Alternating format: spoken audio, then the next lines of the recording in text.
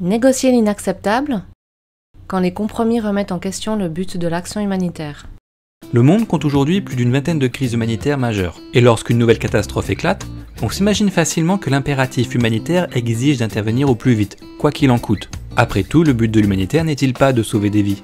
En vérité, rien n'est si simple. En effet, avant d'intervenir, les organisations humanitaires doivent non seulement analyser les besoins éprouvés par les populations vulnérables, mais aussi dimensionner les ressources humaines, matérielles et financières qui conviennent pour y répondre, ainsi qu'anticiper les possibles challenges sécuritaires. Et quand tous ces éléments sont réunis, encore faut-il obtenir l'autorisation de l'État concerné pour mettre en œuvre cette assistance humanitaire. Mais là encore, il existe des situations dans lesquelles l'aide humanitaire n'a pas l'impact espéré, soit parce qu'elle est instrumentalisée au profit d'un régime totalitaire, soit parce qu'elle est en réalité susceptible de créer plus de mal que de bien. La problématique est réelle et oblige les organisations humanitaires à s'adapter à ces contraintes de façon pragmatique. Mais alors, dans quelle mesure l'assistance aux populations peut faire preuve de flexibilité sans que cela suppose de trahir les principes fondamentaux de l'action humanitaire? C'est ce que je vous propose d'analyser dans cette nouvelle vidéo.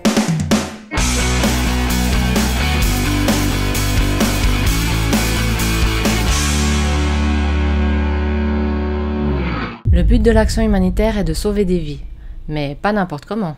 Je le disais en introduction, l'objectif principal de toute assistance humanitaire est bien de sauver des vies, d'alléger les souffrances et d'assister les victimes d'une catastrophe tout en cherchant à rétablir leur dignité. Et pour y parvenir, les organisations humanitaires sont soumises à tout un panel de règles et de principes. Pêle-mêle, on peut notamment citer le principe de neutralité, qui suppose de ne pas prendre de position politique et de s'abstenir de prendre part aux controverses d'ordre politique, racial, religieux et idéologique, le principe d'indépendance, selon lequel les organisations humanitaires doivent agir avec autonomie et sans motivation, influence et instrumentalisation de nature politique, religieuse et économique, le principe de redevabilité, qui impose de rendre compte avec transparence des activités mises en œuvre auprès des bénéficiaires et d'évaluer les effets de l'aide apportée, ou encore le principe de ne pas nuire, qui exige que toute action humanitaire ne doit pas devenir la source de nouveaux problèmes à l'encontre de la population. Si de tels principes existent, c'est pour garantir une assistance de qualité envers les bénéficiaires et éviter tout risque de suspicion de collusion et de complicité vis-à-vis des exactions, des crimes et des violations des droits humains dont les organisations humanitaires peuvent parfois être témoins. C'est par conséquent un gage de professionnalisme, de crédibilité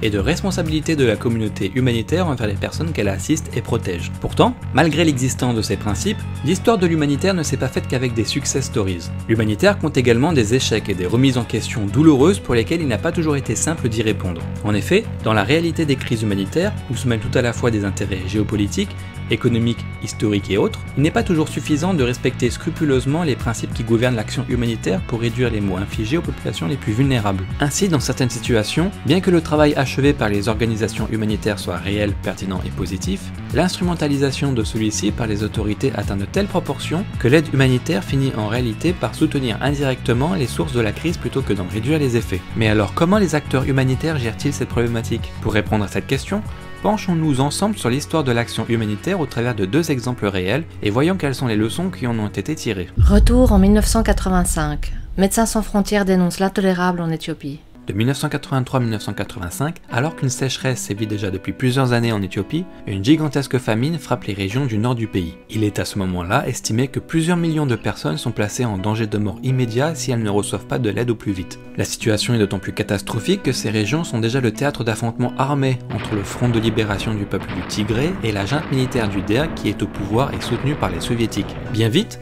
les alertes relayées par les organisations humanitaires sont progressivement reprises par les médias qui diffusent les images insupportables de cette catastrophe. En réaction, plusieurs collectifs d'artistes se forment afin de mobiliser l'opinion publique et récolter des fonds destinés à soutenir les efforts de la lutte contre la famine, tels que Band Aid,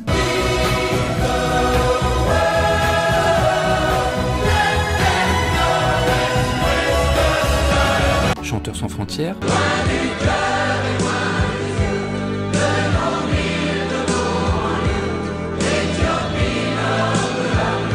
ou encore USA for Africa.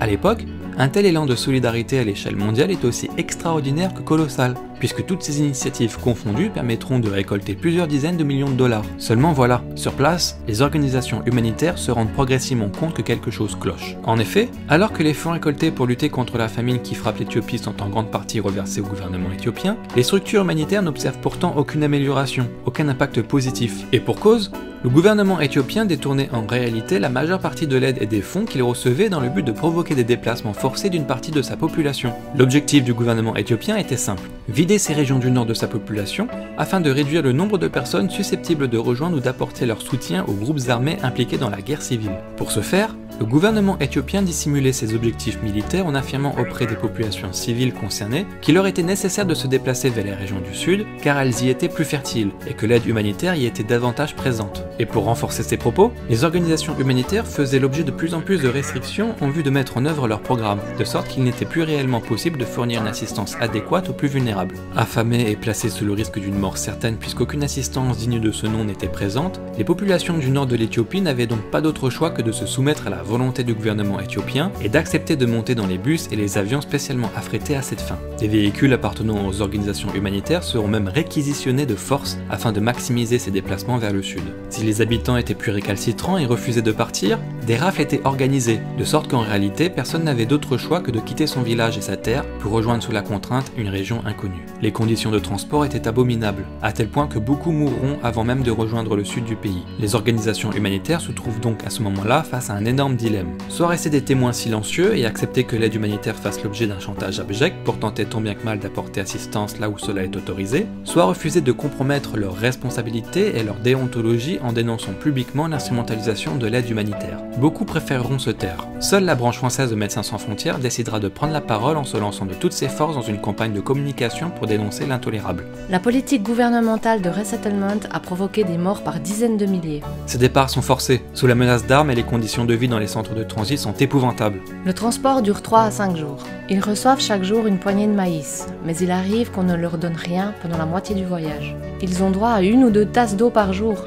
Avec ce régime, les plus faibles meurent automatiquement. Une fantastique opération de malversation est en cours en Éthiopie. On est en train de retourner un extraordinaire mouvement de solidarité contre les gens censés être aidés. L'aide ne sert pas à les sauver, mais à opprimer. Excédé par ces accusations, le gouvernement éthiopien prend le 2 décembre 1985 une décision que beaucoup redoutaient. Ça y est, MSF est à la porte. Après leur avoir interdit d'installer leur propre camp de secours, ils le menacent maintenant d'expulsion pure et simple.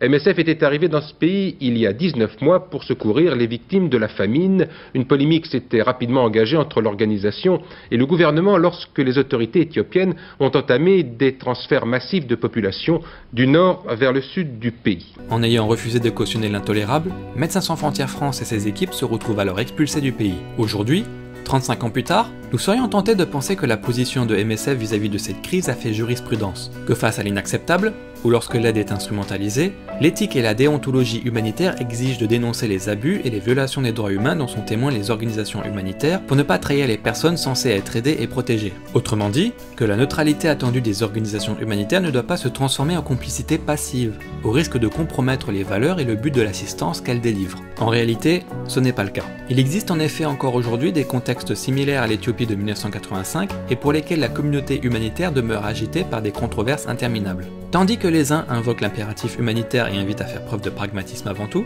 d'autres insistent sur la primauté des principes fondamentaux qui gouvernent l'action humanitaire et l'impossibilité de renier ces règles sans trahir les bénéficiaires. C'est cette controverse qui agite actuellement la communauté humanitaire présente au Myanmar. De nos jours, la diplomatie humanitaire silencieuse au Myanmar. Commençons d'abord par nous rappeler de la catastrophe humanitaire qui agite l'état du Rakhine dans le sud du Myanmar. En août 2017, une violente répression menée par l'armée birmane pousse près de 750 000 Rohingyas à se réfugier, au péril de leur vie, au Bangladesh dans la région de Cox's Bazar. Beaucoup d'autres toutefois ne partiront pas, puisqu'on estime que près de 600 000 Rohingyas vivent toujours au Myanmar. Enfermés dans leur propre pays par un gouvernement qui ne les reconnaît pas, mais qui les soumet à un véritable régime d'apartheid, les Rohingyas du Myanmar survivent dans des conditions proches de l'innommable. Ils n'ont en effet pas le droit de quitter le camp dans lequel ils se trouvent, un poste de police se trouve d'ailleurs à proximité de chaque camp afin de surveiller les mouvements de chaque Rohingya, ils ne peuvent pêcher ou cultiver qu'en restant résistants aux abords du camp dans lequel ils se trouvent, mais à condition de payer un bakchich à la police. Les Rohingyas ne disposent pas de la nationalité birmane, ni aucune autre d'ailleurs. Ils n'ont par conséquent aucune citoyenneté et ne peuvent donc ni voter, ni être inclus dans les discussions politiques régionales ou nationales. En somme, les Rohingyas du Myanmar vivent donc reclus dans la misère des camps, semblables à des prisons à ciel ouvert, en survivant tant bien que mal grâce à l'assistance procurée par les organisations humanitaires présentes sur place. Cette assistance est toutefois extrêmement limitée, puisque le gouvernement birman n'autorise les organisations humanitaires à ne porter assistance que dans les camps situés aux alentours de la ville de Sittwe.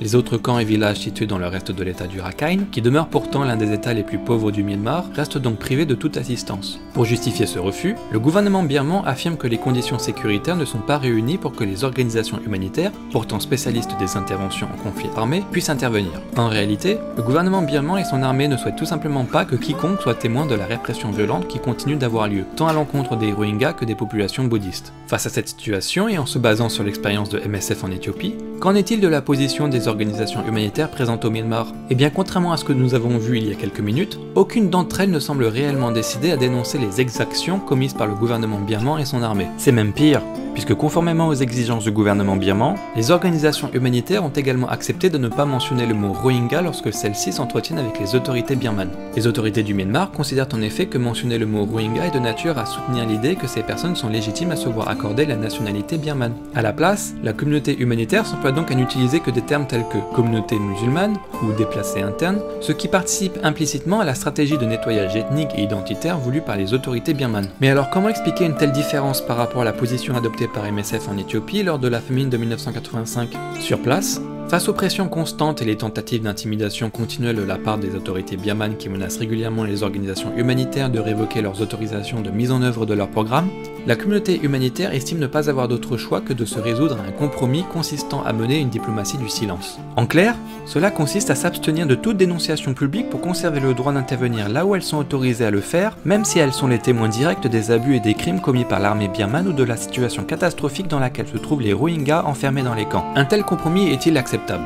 Pour les défenseurs de cette position, il s'agit du prix à payer pour continuer à venir en aide aux populations, que l'impératif humanitaire exige d'adopter une démarche plus pragmatique, qui ne se cantonne pas à l'application stricte des principes humanitaires, que prendre le risque de dénoncer les exactions de l'armée birmane et soutenue par son gouvernement serait une démarche irresponsable, puisqu'elle conduirait inévitablement à l'expulsion des organisations humanitaires et donc à l'arrêt de l'assistance actuellement portée aux plus vulnérables, et qu'en ce sens, c'est le principe de neutralité qui prime sur tous les autres. De l'autre côté, les promoteurs du strict respect des principes humanitaires voient dans un tel compromis une remise en question totale du principe d'indépendance, que se résoudre à accepter de rester des témoins silencieux, des sous-traitants techniques à la solde d'un gouvernement est de nature à donner une valeur d'assentiment aux restrictions imposées à la communauté Rohingya. Il est également affirmé que les concessions faites par la communauté humanitaire depuis près d'une dizaine d'années n'ont nullement contribué à observer la moindre amélioration de la situation des Rohingyas ou de toute autre minorité persécutée au Myanmar, ni même permis de garantir un meilleur accès humanitaire aux organisations sur place. Enfin et surtout, les défenseurs d'une application intransigeante des principes humanitaires rappelle que se limiter à fournir une assistance sous contrôle, qui s'auto-censure et qui n'a aucun impact durable, constitue tout simplement un manquement au devoir de protection auquel les organisations humanitaires sont tenues vis-à-vis des populations les plus vulnérables, puisque délivrer une assistance qui se borne à assurer juste de quoi survivre est en réalité de nature à entretenir un système qui veut plus de mal que de bien aux communautés persécutées.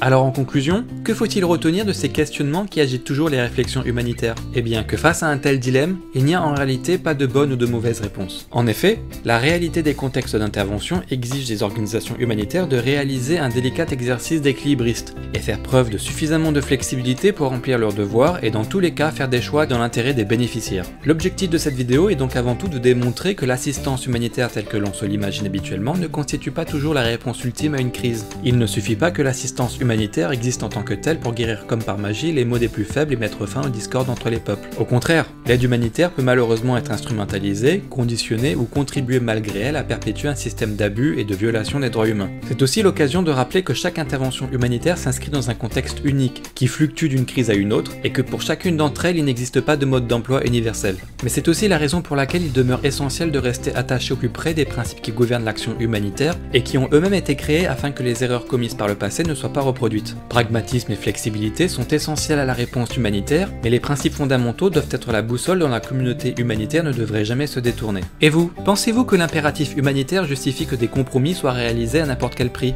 Qu'il est acceptable pour la communauté humanitaire de rester silencieux si cela permet malgré tout de pouvoir venir en aide aux populations dans le besoin, même si cette aide est contrôlée et conditionnée par les autorités? Je serais très curieux de connaître votre opinion à ce sujet. Alors faites-moi part de vos réactions en laissant un commentaire au bas de cette vidéo. Et je ne le répéterai jamais assez, si ce sujet vous passionne autant que moi, n'hésitez pas à vous abonner à la chaîne ou à laisser un pouce bleu solidaire en guise d'encouragement. Merci, et à très vite sur Canet de bord humanitaire.